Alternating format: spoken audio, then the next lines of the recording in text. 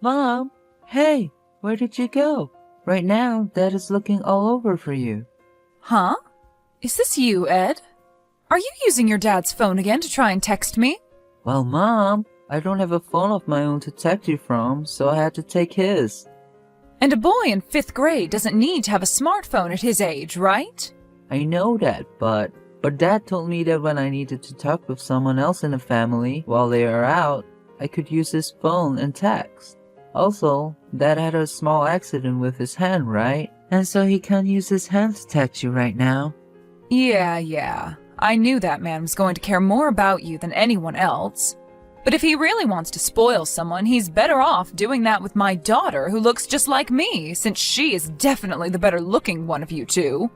You're talking about Avery, right? Yes, that's right. You already know that I'm in love with all things that are both cute and beautiful.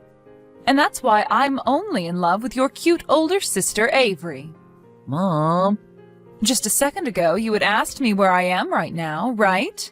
Well, I'm at the airport right now. The airport?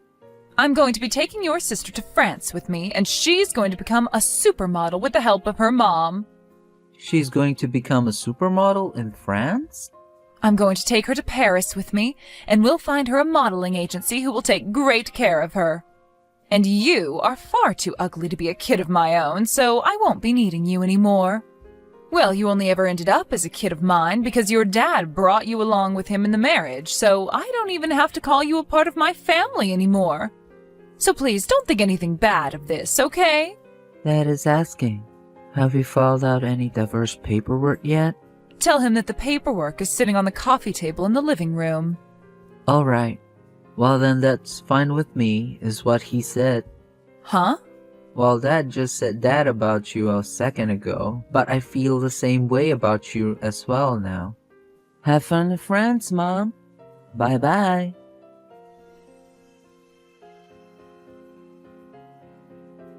Hello, Ed? This is your phone number, right, Ed? And who am I speaking to right now? This is your mom, Andrea. What? I've heard about how you've been doing so well for yourself, Ed.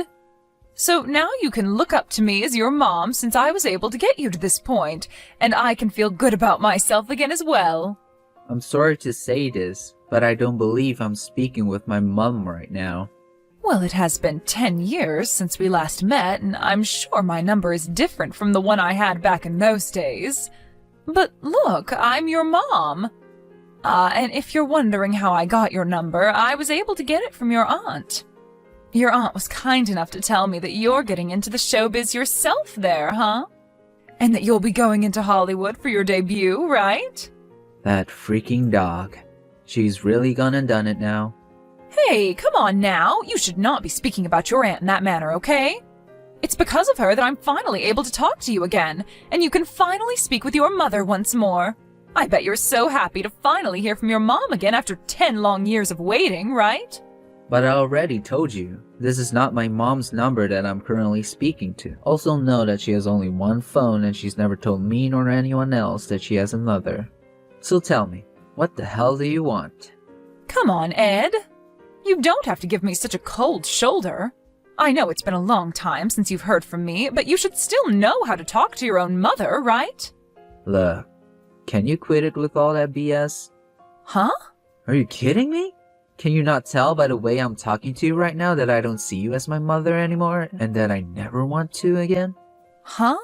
You and that girl of yours, both Dad and I don't care about you guys. And all you do is bring back our bad memories by talking to me again.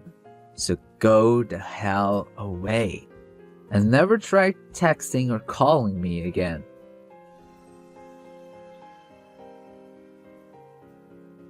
Ed! This drama that I'm watching right now, I can tell just by looking at your face that you're the one playing the rival to the main character, right? I saw your name in the opening credits, and that face of yours is the same as when you were back in 5th grade. I totally get it now. Back in the day, you were a bit of an ugly duckling, but now that you've grown into a young adult, I have to say that you are one handsome-looking gentleman. Amazing. So you really are my son after all. Ugh, you're texting me again? Hey! Do you really think that's the right way to talk to your own mother? It's not. So you'd better start talking to me in a polite manner from now on. You're not my mom, and that is why I'm talking to you like the annoyance you really are. All right already, all right. I get it that it's because of me that you've become this amazing little actor. It's because of all that wishing and praying that I did to have a child of mine turn into an actor that you've become such an amazing person, right? Seriously? And compared to you, your older sister Avery, well, let's just say she's not doing as great. What's happened to Avery? Well, her and I are coming back to the States soon. Weren't you and her trying your hardest to get her to become a supermodel or something? Well, that did never really turn into anything more than just a dream. I thought for sure that since she's a natural beauty, she'd be able to make it in one of those agencies over there, but of course, those French have a different idea of who's beautiful or not. So in the end, any agency we went to never gave her a chance to model, and any private work she tried never ended up being scouted. And what's worse is after failure, she began to eat a lot more bread and stuff to fight the stress. And let's just say she's gained a few pounds. Really, she's no longer a beauty whatsoever, but rather the definition of an obese person. Seriously, I cannot use her at all now. But this is why, to me, you were the perfect son any mother could ever ask for. My prayers were finally heard, and you turned into the most handsome-looking young man imaginable. Well, I didn't get this far because of you. Huh? The only reason I've become an actor is because I wanted to become one. So I put in the effort to get to where I am now. To tell you the truth, it's supposed to be the manager's job to be here with me to help me diet and make sure I stay up to date on roles, right? Well, you haven't been here for me these past 10 years, nor have you ever been my manager. So screw you. Huh? Also, people don't just make it in a modeling or acting business by looking good. Ed! You have to be able to act as well, whether it's on stage or in the studio. And you have to be able to work to become the character you want to be, which takes weeks to perfect. Wait a minute. So you have no right coming to me acting as though you've put any work or care into me? Therefore, please, for God's sake, just leave me the hell alone so that you don't cause me any headaches anymore. Seriously, stop talking to me. I'm not messing around right now. Seriously, Ed? Don't you think you're going a little too far with all this after having blocked your own mother's number now? Are you kidding me? I had my phone number changed so that I could get in touch with you again. I told you already, stop trying to get in touch with me anymore. Oh my. Well, why would I ever want to stop talking to my son? Are you really sure you want me to stay away from you even longer than I already have? I plan to become your manager soon so that you can become even more famous. What? You don't have to try and keep me at bay anymore. I promise that I'll do everything in my power to make sure you get as many roles as you'd like. And if you're worried about me having any experience, just know that I've been the manager for Avery for the past 10 years, and I did a wonderful job at it. By wonderful, do you mean you failed her on multiple occasions, and that's why you're back? Huh? As from what you've told me, you didn't take Avery anywhere as her manager, and only led her to becoming fat and sad about her life. You told me that yourself the last time we chatted about her. Well, that was something else. It had nothing to do with me as her manager, rather do with her way of thinking.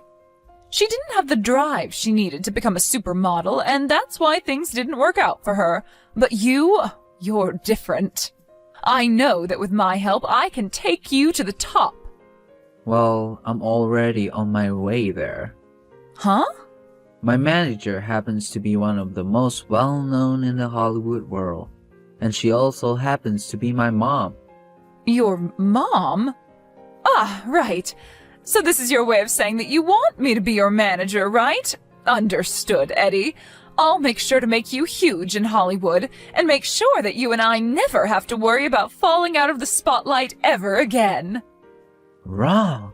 I'm talking about how I already have a manager and mother, and she's not you. What? What do you mean by that? My dad happened to get remarried about 8 years ago. Huh? And not only did Dad end up getting remarried, but he did so with a woman who he ended up having a baby girl with, and she has the most beautiful face and figure. But, unlike you, she's not the kind of person to only care about those that are attractive looking, and is willing to love everyone in her family very much. And so because of her warmth, I've been able to forget about the cold past that I had with you as my mother, and can now live a new life as a successful man. That man, he got remarried to a new woman? And not just that, but had a girl with her? And that's why I've been saying that you're not my mother this whole time. It's been 10 years since you left Dad and I, so I have zero clue why you're back here now trying to talk to me like you ever cared about my family. But if you really think that you have any chance of getting back into this family as my dad's wife, then you're strictly mistaken, as there's zero chance of that happening now. What? That's what I thought. I have no other choice right now. 10 years ago, my dad, who was a very wealthy person, passed away. And of course, after his death, I received a lot of that money in his will from him. And when that money came to me, I thought it would be the perfect chance for me to get my daughter to become a famous model. And that's why I took her with me to France and started to make her model. I see. So that's what Dad was explaining to me about after you left us? During the first year, I was never able to land her any modeling gigs, and so I just thought that was a part of the industry. And since she didn't have a name for herself yet, I decided it would be better for the two of us to start conforming to life there first before getting into modeling. But then it was 2 years, and then 3 years, and time just kept on going without us ever seeing any real work come for us. And during that time, Avery graduated from an international high school there. That was the moment I thought she'd really put all her time into modeling, without the need to study, but I was wrong. But then I started to really have a closer look at her, and it appeared to me she already gave up. And the food there had gotten the best of her. She was no longer the beautiful young woman I pictured her as, rather a model for some weight loss ad. And it wasn't just that. I noticed that a lot of the money from my father had dwindled away, and so I had to make the choice to bring us back to the U.S. What? The house that your sister and I had been planning on living in is no longer there for us. And so right now, we don't have a place to go home to. Right. Currently, your mom is in an elderly home, spending the last couple of years of her life being cared for by the nurses there. What? I heard from her that she used the money left over by her husband and the money from the house when she sold it to get into a really nice home where there are all sorts of amenities for her. You're kidding. So that means there really is no place for us to go? And that's not all, actually. You ended up taking your daughter away with you to another country, even though she never really wanted to. And while there, you used up not only your own money that you received from your late dad, but also the money that was supposed to be left for her. There were apparently a few other people that were supposed to get the money from your late father, who never did because of you. What are you talking about? Where is my mom right now? I have no clue where she chose to go, besides that it's good for her. What? So far, everything I've been telling you has been okay to tell you, as the other parties involved don't seem to mind you knowing. But even if I did know more about your mom, I wouldn't tell you, as she never gave me the permission to. Hold on a second. If you're not going to tell us where she is, how are Avery and I going to live? Think about that one yourself, Andrea. Huh? There's another thing. As for that aunt of mine that ended up causing you to learn about my current situation in the first place, the whole family has stopped talking to her. So if you're trying to go for her for more information regarding me, you won't learn anything more than you already know. Huh? Now, I have to get ready to head into the studio for another session of takes, so I'll be going now. Huh? Wait a second, Ed. I'm blocking you again. Right now I'm stuck in a cheap motel with Avery, and we don't have much money left to keep us here. When it's all gone, we'll have to move into the streets. Hey, I'm only asking you this one time to please give me a place to live, just for a little bit.